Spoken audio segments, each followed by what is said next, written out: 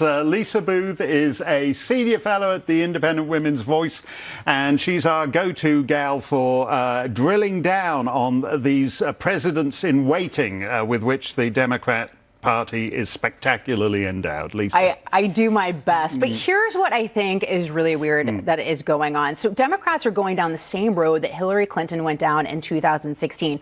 Remember when she labeled half of Trump supporters as the basket of deplorables? Yeah. So here she is labeling 30 million people as racist, homophobic, sexist, and the list goes on. Well, guess what? Trump won states that Republicans hadn't won for decades. Exactly. And he won in places like Michigan. He picked up 22 counties he was able to flip, or Wisconsin, rather. Yeah. Michigan, 12 counties that he was able to flip.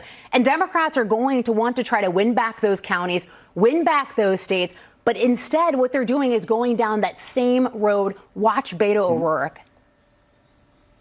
You said to me last week that you thought President Trump was a white nationalist. I just wonder, sir, President Trump won your home state of Texas by 9 points. Almost 63 million Americans voted for him. Do you think it's racist to vote for President Trump in 2020?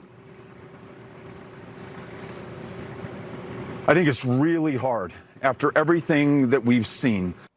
He does think it's racist, but he can't quite bring himself to say it. He can't, but what's even worse than this is you saw last week when Representative Castro doxed Trump supporters, put their names on Twitter to subject them to harassment. Instead of just being able to look at that and say, you know what, this is wrong, you shouldn't have done that. Senator Kirsten Gillibrand, also a presidential contender, refused to do so. Take a look.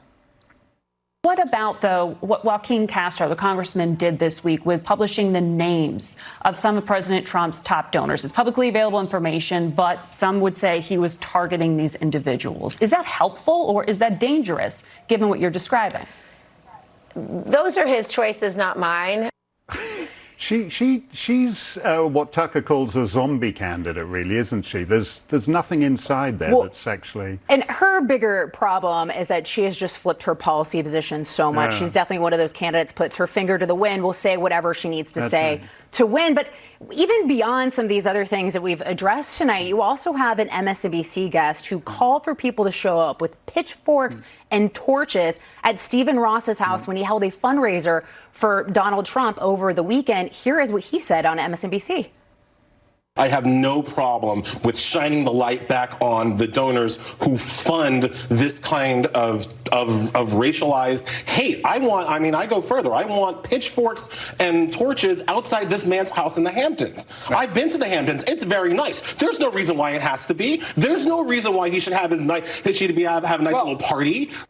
Now, this guy is actually paid by MSNBC, and he's inciting the mob to go to private citizens' homes. I believe he's a guest, but he's a frequent guest on MSNBC, is my understanding. But you're right. Yes, he's calling for action. So here we have a lot of people on the left indicting President Trump's character, indicting the character of his supporters, saying that he is saying insightful rhetoric that is leading to people going down, these dangerous roads. Yet we have Democrats, like we just heard, literally calling for people to show up with pitchforks and torches. So they are hypocrites. Yeah, absolutely. But they don't get called on it, oddly enough, the way that Donald Trump does ceaselessly. Well, they don't, because I think one of the biggest things we've learned under the age of Trump is the perception of any sort of objectivity that exists in the mainstream media is gone. We have people in the mainstream media who at least try to attempt to appear objective, no longer care.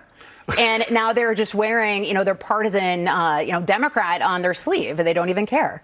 Well, keep watching these guys, Lisa, for us, because no normal person does. Bill de Blasio had 15 people at his Iowa State Fair. I could get more than 15. I'm not even eligible to run. Is that an announcement? Yeah, that is an announcement. Thank you for that, Lisa.